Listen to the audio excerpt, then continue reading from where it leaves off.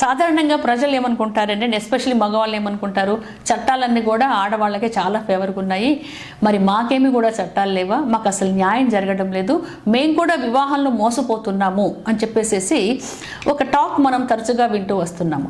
జనరల్గా చెప్పాలంటే చట్టాలన్నీ కూడా ఇద్దరికి కలిపే ఉంటాయండి. మన దేశంలో ఉండేటటువంటి ప్రజానీకానికి మొత్తం, అంటే అపార్ట్ ఫ్రమ్ ది సెక్స్ ఉంటాయి. కాకుంటే కొన్ని చట్టాలు, ఈ వరకట్నానికి సంబంధించినటువంటి చట్టాలు కానివ్వండి, గృహహింసకు కానివ్వండి, ఇవి కేవలం స్త్రీలకే ఉన్నాయని చెప్పేసి మనకు తెలుసు.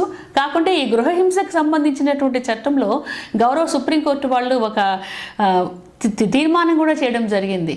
భర్తలు కూడా గృహహింస జరుగుతుంటే కేసెస్ వేసుకోవచ్చు అని చెప్పేసి. ఓకే, అది వేరే సంగతి. మనం ఇప్పుడు కొన్ని వివాహాలు జరిగినప్పుడు దురదృష్టవశాత్తు కొన్ని సందర్భాల్లో, అంటే ఇది ఎక్కువ జరిగిన విషయాలు కాదు, తక్కువ మంది జరిగినటువంటి విషయాలు, అప్పటికే పెళ్లి కూతురు గర్భం దాల్చి ఉంటుందన్నమాట. మరి అప్పటికే పెళ్లి కూతురు గర్భం దాల్చి ఉన్నప్పుడు ఈ అబ్బాయి తీవ్రంగా మోసపోతాడు. మరి మోసపోయినప్పుడు ఆ అబ్బాయి ఏం చేయాలి, ఏ చట్టాన్ని ఆశ్రయించాలి, ఆ వివాహం యొక్క పరిస్థితి ఏంటి అని చెప్పేసి మనకు డౌట్ వస్తుంది. దీనికి సంబంధించే section 12 of Hindu marriage act voidable marriages గురించి చెప్తుందండి. అంటే చెల్లుబాటు కాని వివాహాల గురించి చెప్తుంది. కొన్ని వివాహాలు ఈ చట్ట ప్రకారము చెల్లుబాటు కావు. అలాంటి వివాహాలను ఈ సెక్షన్ 12 ఆఫ్ హిందూ మ్యారేజ్ యాక్ట్ను అనుసరించి వాటిని క్యాన్సిల్ చేసుకోవచ్చు, అంటే వివాహాన్ని రద్దుపరచుకోవచ్చు అనేటటువంటి అవకాశం ఇస్తుందన్నమాట. వీటిల్లో ఏమేమి ఉన్నాయంటే, నాన్ కన్సుమేషన్ ఆఫ్ మ్యారేజ్, ఇద్దరి యొక్క వివాహము సఫలత పొందినప్పుడు దాన్ని రద్దుపరుచుకునే అవకాశం ఉంటుంది. లేక తీవ్రమైనటువంటి మానసిక అస్వస్థత ఉన్నప్పుడు, మన సామాన్య పరిభాషలో విపరీతమైన పిచ్చి చేష్టలు చేసినప్పుడు, పిచ్చి ఉన్నప్పుడు, సంసారానికి పనికి వచ్చేటటువంటి పరిస్థితులు లేనప్పుడు ఆ వివాహాన్ని రద్దుపరుచుకోవచ్చు. లేకుంటే పెళ్లికి సంబంధించి కొన్ని విషయాలు దాచిపెట్టి పెళ్లి చేసుకున్నప్పుడు, పెళ్ళైన తర్వాత ఆ విషయాలు తెలిసినప్పుడు కూడా ఆ వివాహాన్ని రద్దుపరుచుకోవచ్చు. ఇవన్నీ కూడా, ఈ 3 కారణాలు భార్యకు భర్తకు ఇద్దరికి వర్తిస్తాయి. ఇక్కడ మనం భర్తల గురించి చెప్పుకుంటున్నాము.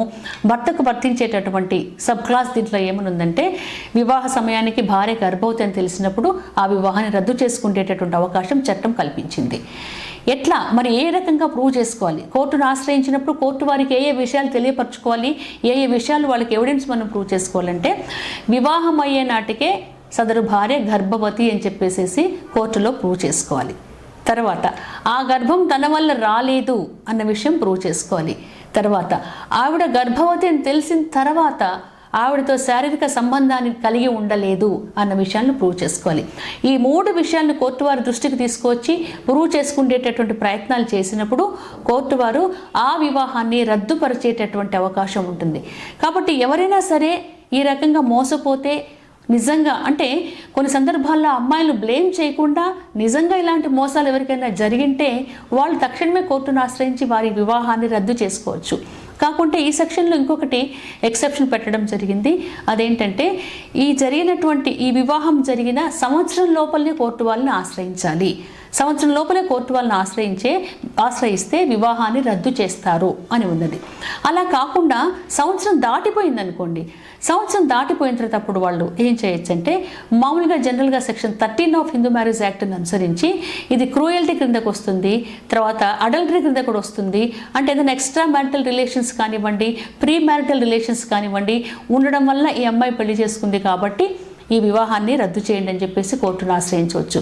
కాబట్టి ఎవరైనా ఇలాంటి విషయాల్లో బాధపడేటటువంటి పురుషులు ఉంటే వాళ్ళు తక్షణము కోర్టును ఆశ్రయించి తగినటువంటి రిలీఫ్ పొందేటటువంటి అవకాశం ఈ చట్టం కల్పించింది.